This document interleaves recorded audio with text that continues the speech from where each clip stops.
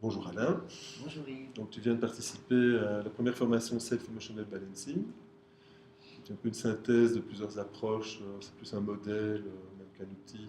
C'est une façon de travailler, à la fois de façon humaniste, mais à la fois aussi de façon très précise, rapide.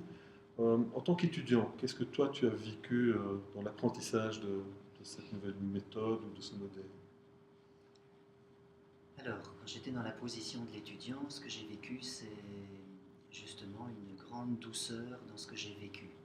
Donc, j'ai été un peu interpellé à un moment donné. Donc, il y a eu un mouvement émotionnel avec la colère de ma partenaire.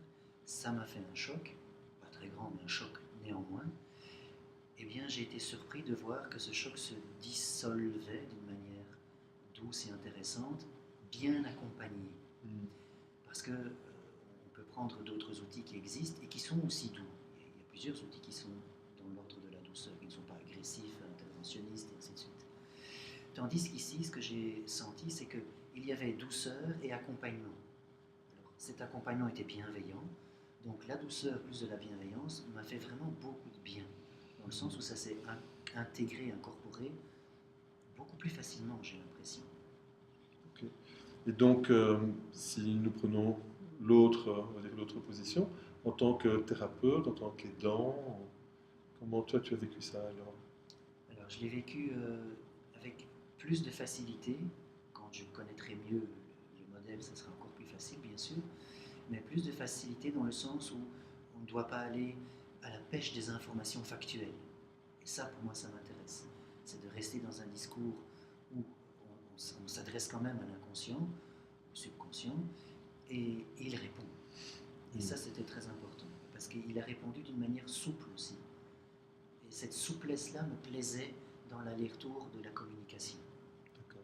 Et donc ça veut dire aussi qu'en tant que praticien, si tu, bon, je sais que tu es formé dans plein d'outils différents, au moins 6 7 outils différents et Oui, probablement même plus, euh, quels seraient les avantages pour toi ou les inconvénients de SEB? Qu'est-ce que tu as observé comme plus dans ta pratique ou par rapport à d'autres approches, qu'est-ce que alors tu c'est la penses? facilité d'utilisation dans le sens où on ne doit justement pas chercher des choses hyper pointues, hyper précises, qui fait que ça me laissait plus de facilité et plus de présence ici en fait. Hmm. Donc j'étais beaucoup plus présent et beaucoup plus light, beaucoup plus léger dans mon intervention.